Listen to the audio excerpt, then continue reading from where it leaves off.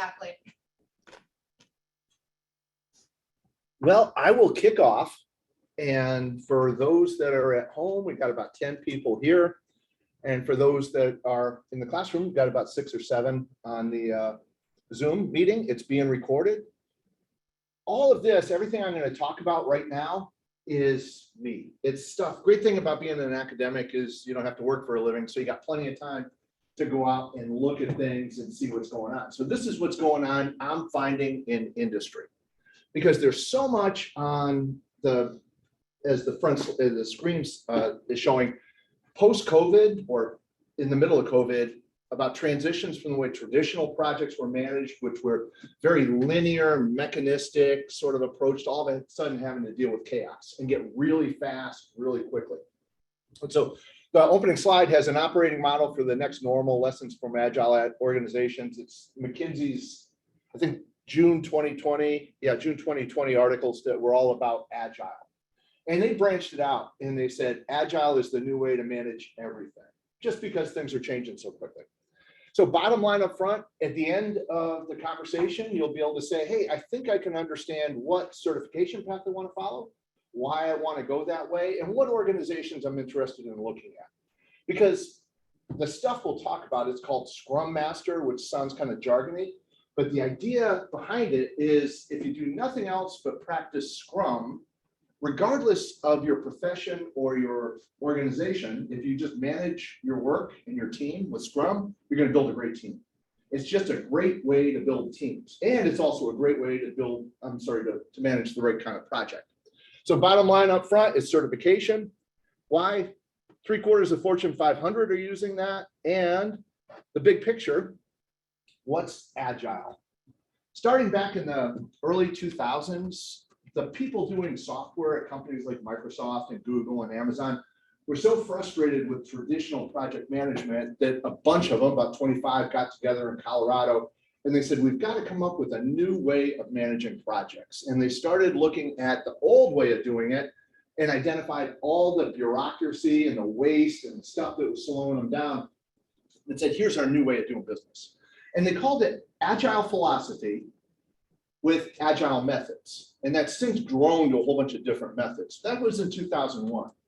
But if you went back to where, the 1980s, we called a lot of what is going on in agile rolling wave, or fast cycle project management, or PBED for plan, brief, execute, debrief, or lean product development. So there's roots out there that had a lot of similarities. So it wasn't completely new, but at the same time, it's rather revolutionary because they said, the biggest hindrance to getting stuff done is management, is the management system we're forced to do it. And that's the biggest reason for failure. And it's a change in philosophy because traditional project management up until that time said, hey, we've got to have processes. And processes are important, but these guys got together and said, agile philosophy is people first. So instead of putting processes in place and having people just adhere to the processes, we're going to put people in place and have them develop, refine, apply processes that work. A couple terms will pop up in every one of your certification efforts, regardless of the company you go with or your graduate program, whatever class you're taking. And the two big terms are iterative and incremental. Iterative means we never stop learning. We try to learn as fast as we can. Fastest learner wins. And incremental, we provide value to the customer a little burst at a time. Like every 2 weeks, we give the customer something to make their day better. So rather than trying to develop something over 6 months, 8 months to a year, hand it to the customer and have the customer go, nah, that's not what I wanted. We're doing it incrementally. Every 2 weeks, we're giving them value, or every week we're giving them value. Kind of industries it works really well in are things like software development, healthcare, education, finance, anything that's got a lot of dynamic, a lot of change, supply chain management. If you're working in a world of predictive stuff, like you're cranking out tires, just functional products, you don't really need to get that agile. It still helps, but it's got some certain specifications towards the 21st century kind of post-COVID world that we're living in. And the thing that's really 2 points that are really, I'm pointing at the slide that says embedding customers in the process and change over contract. Those are two really controversial points because businesses work on contracts, and now all of a sudden the project team's saying, hey, bring on the change, because we'd rather have you want the change now and us give you what you want then argue about it at the end of the contract. So the idea is meet the customer at their point of need immediately. So the customer comes in and says, I want a blue. Okay, boss, you got a blue. We'll make the change. And rather than figure out the money on the other side, just because if we get the customer product faster, cash flows faster. So our whole idea is speed and velocity. The traditional world is called waterfall. And I'll show you another slide in a bit that talks about it.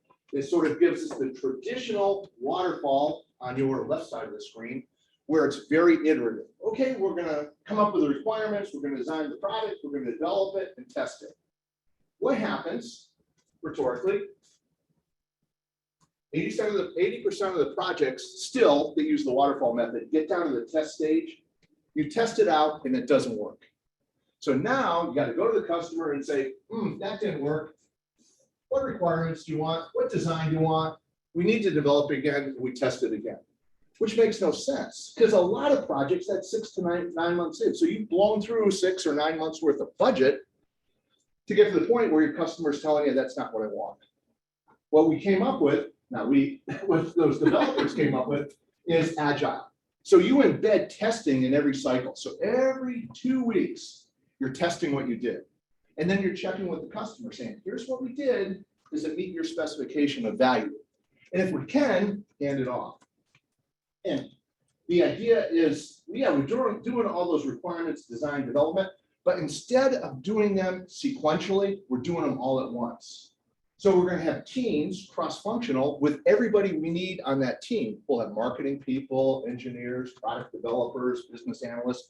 Everybody's on the team working together. So you could be saying, hey, we're working on marketing simultaneously with development, simultaneously with testing, which seems chaotic, but you're getting everything done in a lot less time. And then you're finding out if it doesn't work almost immediately. So you're not wasting 6 to 9 months. You're getting it done in 2 months, 2 weeks. Yes, please, question. Yeah, so how do you kind of put in the Nazarene model in this of like putting the quality in the product during the development stages of the waterfall? So excellent question. And I'm glad you stayed awake for an undergrad just asked me that question. So he obviously listened to one of my lectures, which will be on the final exam too. But the idea with Nazarene is that he designed quality into the product, the process, and the people fixing it. And that's what this whole fundamental idea is. The people are doing the work. They're able to say, this doesn't pass our test. So we're going to stop right now. So we got to redefine quality and we got to redefine the process. So Nazarene's embedded in this. Sure.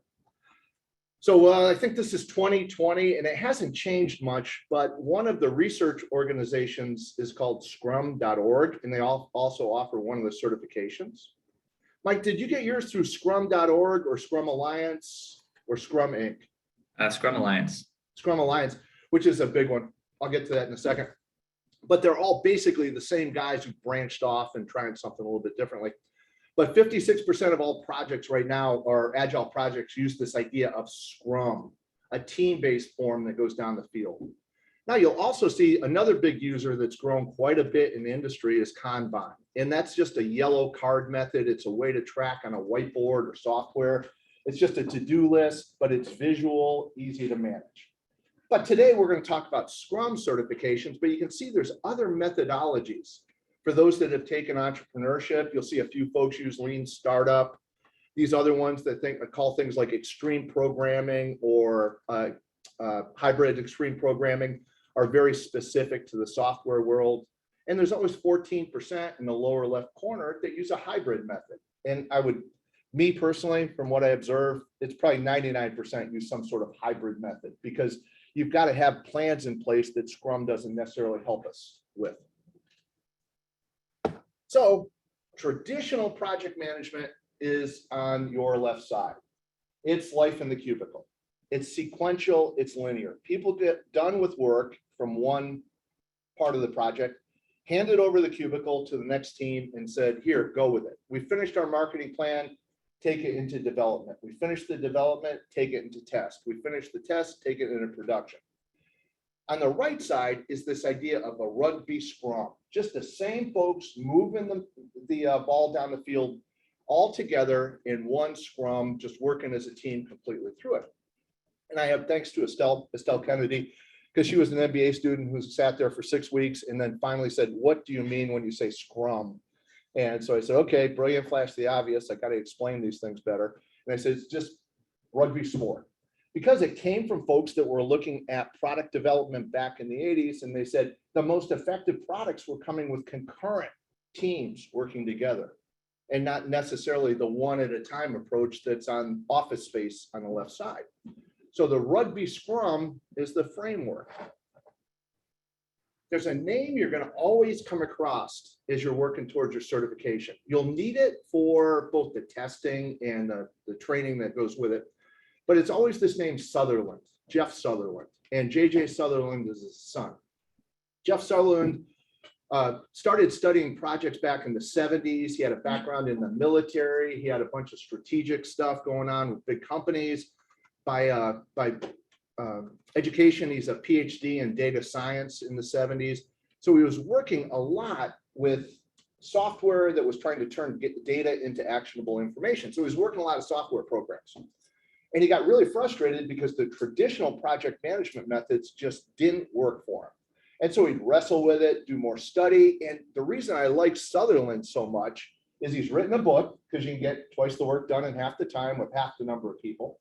So you're 400% more productive, and he's got the data and the research to support it. And he's an academician, so you can always go back and say, look at all this research. The data supports this position. But what he did, he really didn't, I won't say, he'd probably question my statement here, but I don't think he discovered anything new. What he created was an awesome mashup. He took lean thinking, which is based on the Toyota production system, which is based on driving waste out of the program. Coupled that with value stream mapping, where you do an end-to-end map of how you create value for a client or a customer. You throw that in with this guy named Deming, plan, do, study, act, which is continuous learning. It's the scientific method. You'll hear the fancy term for your certification called empiricism, which means scientifically coming to a solution. And then you wrap it together with a military term from this guy named Boyne, which is speed of learning, observe, orient, decide, and act, which fits really well into strategy classes. And then it's all grounded in these two Japanese professors, Nanoka and Takuchi, because they studied in the 80s, how come Honda is cranking a car out in 2 years when it takes General Motors and BMW 6 years, new models of cars. And so they studied the way Honda did it, and Honda basically uses the rugby scrum idea without the jargon. They said, hey, this is the way we should manage projects, because the entire focus isn't on the project process, it's on the product. And that really was kind of a breakthrough for folks, because in the US, up until the 90s and early 2000s, our entire focus was on the project process, with the assumption that a good project process would create a great product, and it was a bad assumption. So now we've changed that thinking, and so we're really focused on the product, because only the customer defines value in this area. So who uses Scrum, that idea of self-managed teams working down the field? Well, it gets kind of controversial, because these teams are really small. It's called the 2 pizza rule, 6 to 9 people, never more than 9, never fewer than 6. And that includes what you would call the management staff in traditional management. So you've got a couple folks that aren't really hands-on. They're hands-on with other stuff, but they're not hands-on developers or testers or engineers. And so you've got a couple management types. They're not really managers, but then you have very small teams doing this work. And it's amazing, because a company like Microsoft, which is in the dead center, Microsoft came out and they said, hey, we're cranking out new products twice as fast with half as number of people at half the cost as compared to our old way of doing business. And so other software companies like Amazon, Google, Infosys picked up on it, and they said, yeah, this stuff works. Because all of a sudden, all the bureaucracy and the paperwork and the waste that's not promoting value for the customer fits in. But if you look at this list of who's using it, and it's on the Scrum website, scrum.org website, you'll look at it, you primarily would say, well, it kind of is all in the softer industries. There's no hardware, or there's not education, there's not healthcare. It seems to be primarily focused on tech. companies like Amazon, Microsoft, and so forth. And that was arguably true until about 2015, 16, 17 in that time frame. And then it accelerated during COVID. And so now here's some of the research papers that have come out recently. Remember, I think it was about the 2017-18 timeframe. Tesla was having a terrible time with their newest model. I think it was the Model 3 that was coming out. And Elon Musk couldn't get it off the production line. And the company was right on the verge of going bankrupt. He called Sutherland, brought Sutherland in, and he said, just use Scrum. And he talked him through how to scrum a Tesla, a car. Scrum for education is really catching on now, because all of a sudden you turn all the learning over to the students, and you'll say, instead of, you get the professor out of the way so the learning takes place with the students in a team-based format. Amazon uses it for their software, hardware development, all their logistics systems. Spotify has taken it and created their own Scrum method out of it. Building fighters in Sweden with Scrum. John Deere uses it in their supply chain. And then Scrum's also used in healthcare, because you can't really scrum surgery, but you can scrum the steps between surgery. So you drive all the waste and you get the product teams between the surgery. And therein lies the genius of Scrum. You're not telling doctors how to improve their operation, or nurses or teachers. You're telling how the handoffs go, minimize the waste in the handoffs. So as an example, this one is recently researched, the one in the lower right-hand corner. Mayo Clinic was having a real hard time as COVID hit, because it was taking them 1 hour to change their operating room from one type of surgery to the next, just to get the new equipment, clean things up and like that. And so they turned it over to the nurses and doctors and said, hey, figure out a way to make that transition faster. And we're going to use the Scrum framework, which I'll get to in a little bit, the actual meetings and things that you go through and the administration.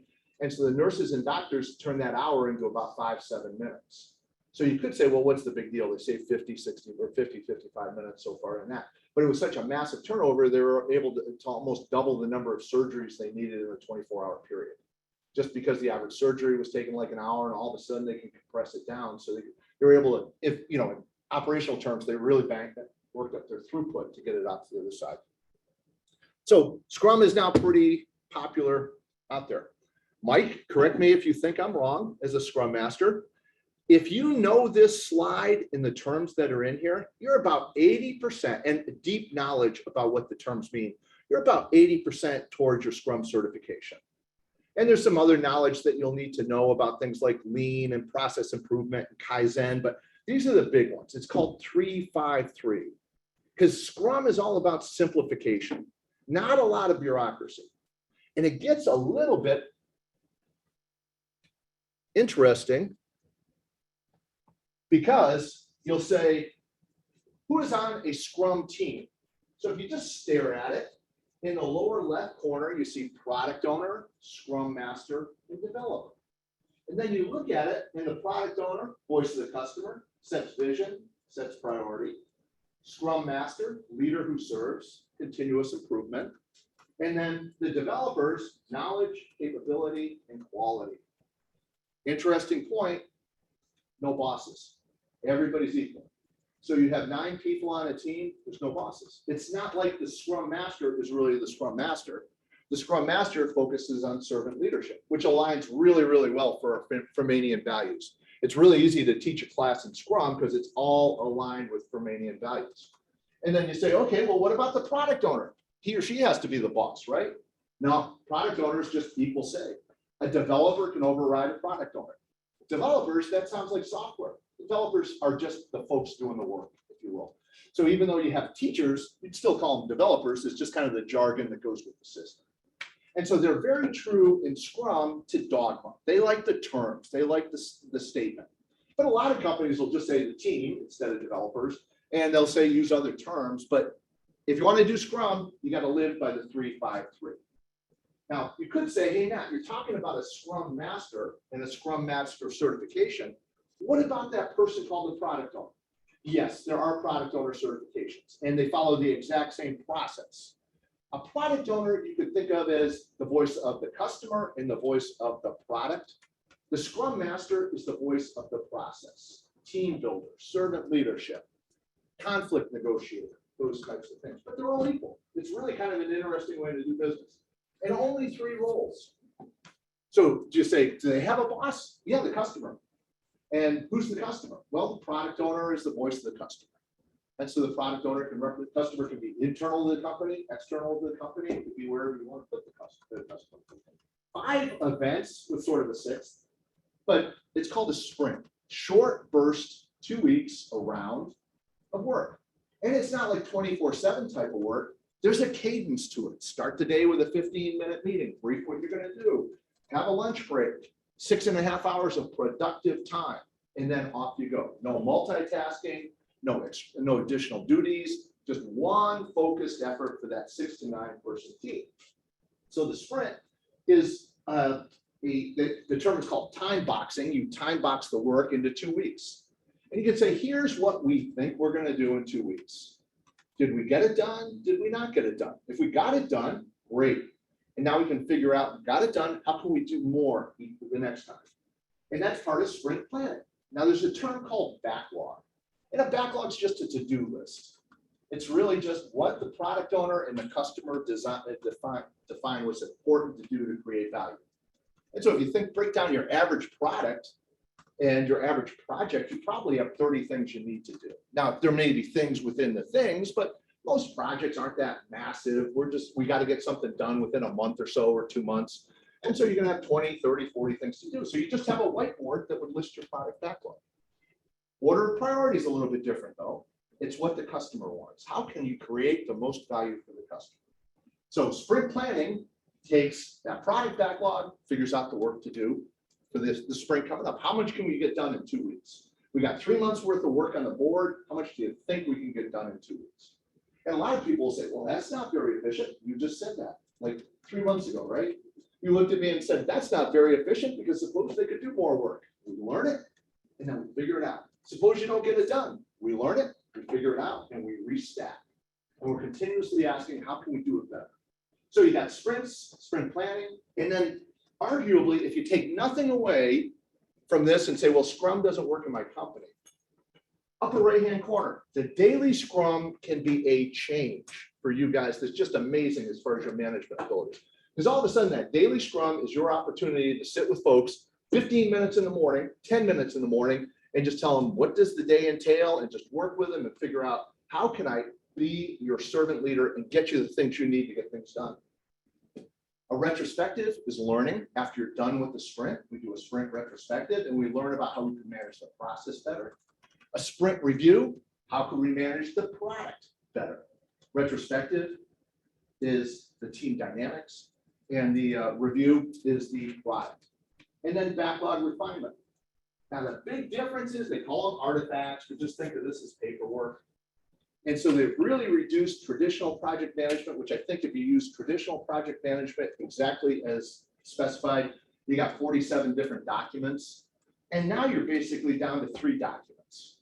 Because as a project manager, you'll learn pretty quickly in the traditional world, you spend the majority of your time doing the paperwork. And in the project management world of Scrum, you spend the majority of your time doing the work. So that's a quick overview of what your certification focus is. Regardless of the company or the university you use, you're always doing the 3-5-3. Scrum Master is the one I'm going to focus on. As I said, the product owner has certifications too. The developers have certifications. But servant leadership, service to others, holistic approach to work, which means, hey, don't burn your people out. Just keep the level load, the cadence the same. Share decision and power, and promote a sense of community. Now, in the most recent version of Scrum Body of Knowledge, they've taken the term servant leadership out. And I think it had a little bit of a religious connotation, but you still see it in the books. Servant leadership is still in the books. Now they call them a leader developing leaders or a leader of leaders type thing, but the idea is still the same. Difference between a Scrum Master, and you guys can stare at this for a second, but think of the Scrum Master is the people person. The product owner is more of the hardware person. They're the ones that are managing customer specs. They're the ones that are managing the budget. They're managing the contract. So the product owner, I would say, is the voice to the boss. Scrum Master is voice to the team, is the person looking down at the team, looking after the team as it goes. But you can see the qualifications On the left side is you're able to lead without a position of authority. As a product owner, you're thinking more along subject matter expert, those types of things. So here's the different organizations for the last 5 or 7 minutes, the different types of organizations that you can find to get your certification. And the only reason I bring this up is it can be overwhelming. And you guys can fact check me. You can go on right now and just say Scrum certification. I think you see something like 67,000 hits. I did it this morning. It's amazing the number you get. And you don't know what's good and what's bad. So this is me talking just because I went through it. I did my Scrum cert. I figured out since I teach it, I actually know what I talk about. Big change of pace for me. So what I decided to, when I started looking at it, is where do I want to get it? Now, Scrum Inc. is Sutherland. That's Jeff Sutherland. It's his organization. Extremely well researched, strongly connected back to academia, and a really solid program. 3 days, and it's basically master's level stuff you're learning about both the Scrum process, the Scrum framework, servant leadership, and Toyota production system, lean thinking. But they've got the learning objectives there, but it's about $2 grand. It doesn't come cheap. So it's about $2 grand, and you end up with your Scrum Master, registered Scrum Master certification is what they call it. But it's from Sutherland, the gold standard of Scrum. And you can see it, they run one or two of our students in the MBA program just went through it. It was run in San Diego. They did it 2 weeks ago. And so they just went to classes online during the day and took the Scrum test that night.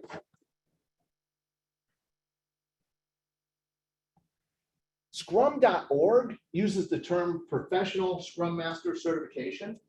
They go at it a little bit differently. They tier it. When I say tier, there's 3 levels. First one's an introductory level. They call it the overview, $150, a couple days online. The next one's sort of like what the Scrum Master does, and that's the overview. And then the last one is how the Scrum Master teaches other Scrum Masters and creates organizational change. And so it goes from like 150 to 300 to about 500. And I think when you look at the total, it's $1,000 total. Good solid program. I mean, it's set really nicely. Scrum.org has connections back to Sutherland, but somehow they had a parting of the ways. And you can find a lot of good, but it's not as academically based as Sutherland. And I know a lot of the Scrum folks in San Diego that are getting their certifications in the professional organizations use this one because they say, hey, it's solid and good stuff. Scrum Alliance is a group of folks that kind of spun off from the Scrum a while ago, and 4 days online, about $1,000, and their learning objectives are just the same as everybody else's.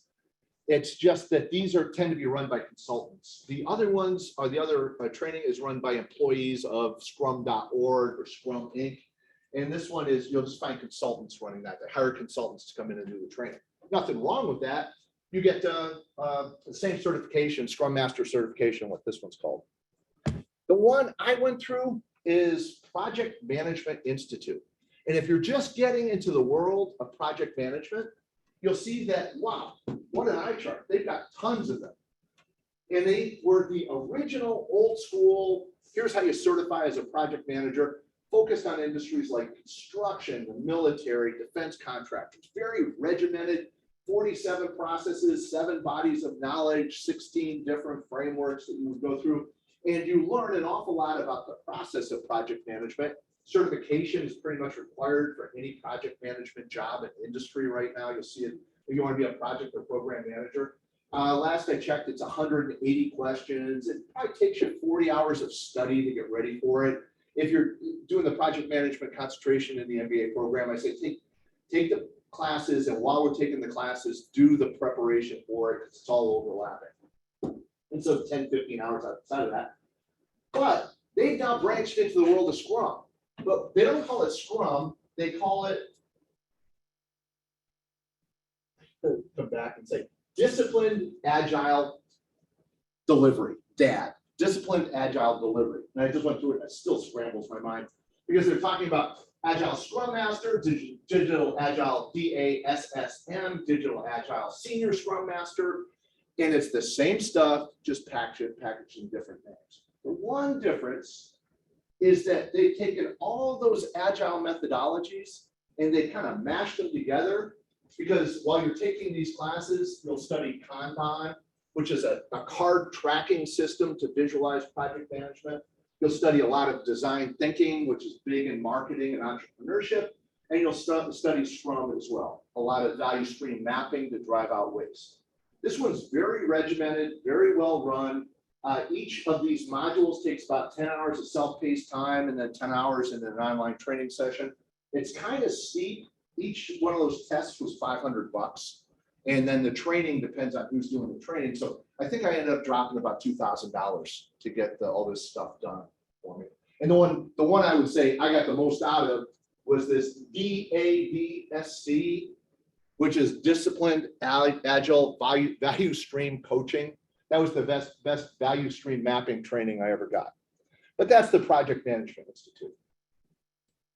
To wrap up, what's the next wave?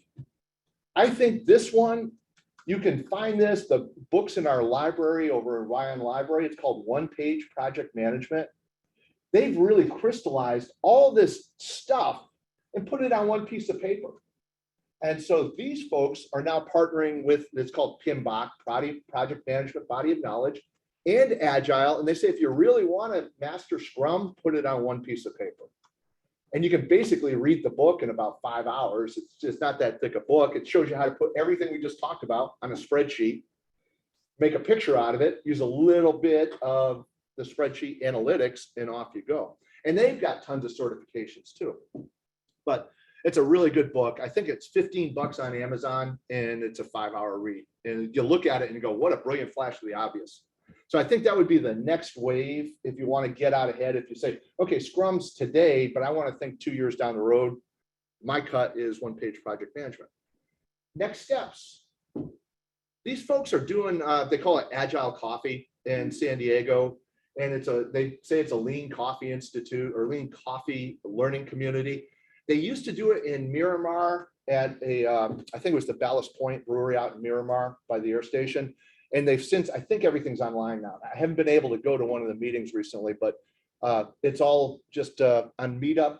And you can see the number of members. This is just San Diego members, 1,224. So it's everybody in San Diego that's involved in Agile. And the meetings, I mean, when they're physically on site, you can find 300-400 people there on a Thursday night. It's really packed, and they're all talking Agile. And it's interesting because they call it the unagenda.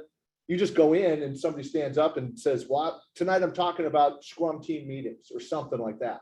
And so you have no idea what you're going into, but it's really fun. And you can also, and they do the same thing on Meetup. It's just all of a sudden somebody throws some PowerPoint slides up and says, nobody wants to go, I'm going. And you put PowerPoint slides up. It's really kind of the leading edge of where San Diego industry is going to, because they're represented by, most of the folks there are working in 100 or less size startup companies.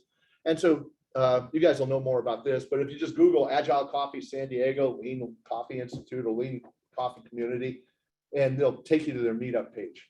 And you can join up right away. And I went through and I found a bunch of our grads that are there already. So that's, let's see, 1 minute over. Sorry about that.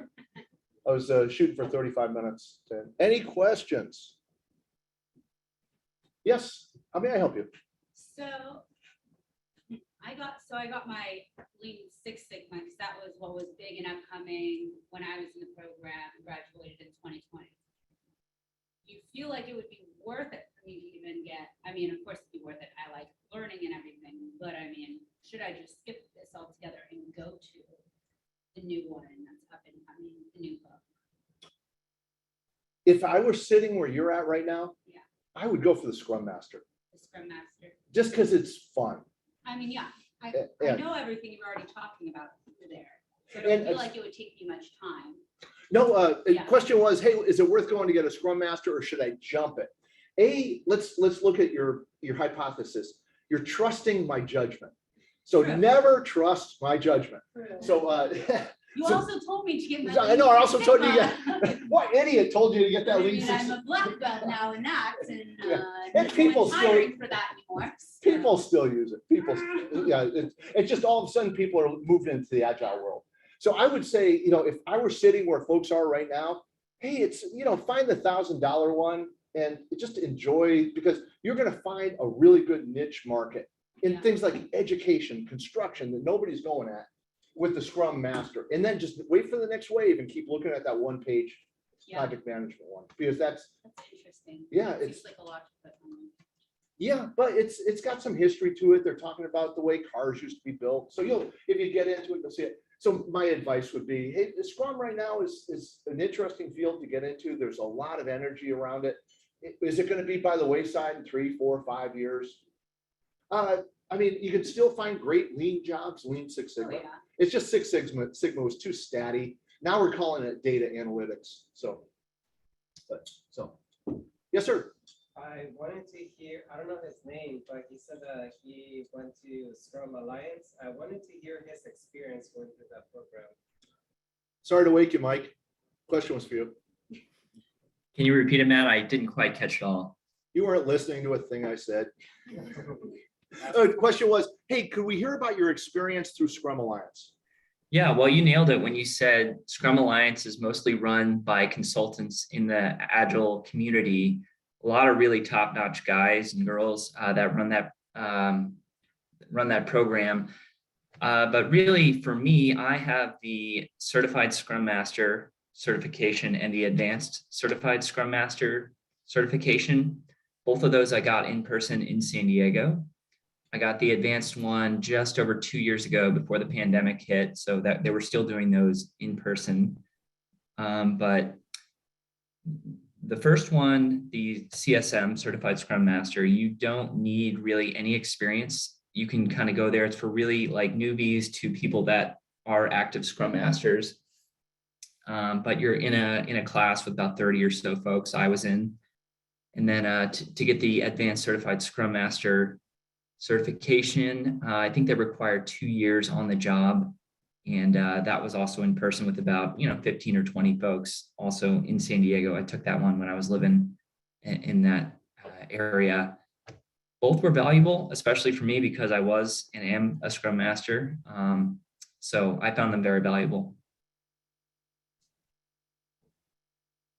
Any other questions pertaining to that? So I'm batting 500. I gave one piece of good advice and one piece of really bad advice. No, both are good. I mean, Scrum Master or Black Belt are good. Anything else? Matt, I have a question for you. So I actually had a question from an incoming student about the PMP. And does the time that they sit in your classes count towards that educational requirement that PMP requires? Yes, Like- it does. So it's like 30, do they have any extra hours they'd have to do, or does 35 hours, like, I think is it 35 or am I wrong? The Yeah, it's PMP? 35, and we just had a couple students take the PMP and nobody balked. Yeah. They just took both our classes and said, you're good. Yeah. Awesome, thank you.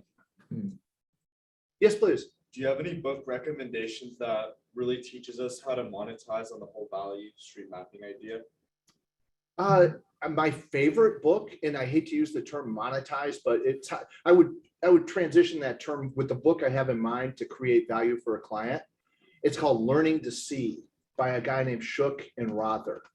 And if you can do the value stream map that they talk about, where you learn to see value for the customer, you can do Lean Six Sigma, you can do anything. You can do Scrum, because the whole book is about the premise of starting with the customer and working backwards, which is Amazon's model. They started with those two guys. So the guy's name is Mike Rother. He teaches at the University of Michigan, and you can find so much of his stuff online. He's a brilliant guy, and he writes great books. Learning to See. By Shock and Rocker. Right. Okay. Rother, or Rother. Question was, for those that weren't there, hey, can I get a good book on value stream mapping? Anything else? Matt, I have a question. How may I help you, ma'am? Do you still recommend the book, The Goal? Occasionally, a student will have to read that in my ops class, but yes, very much so. Okay. And and A Goal was written by a guy named, and I once heard a lady named Dr. McElwain talk about having to read the goal for her doctoral program. It changed my whole perception on ops. Yeah. And I love that book. I love that you still have people read it sometimes, because it had a big impact on me. Yes.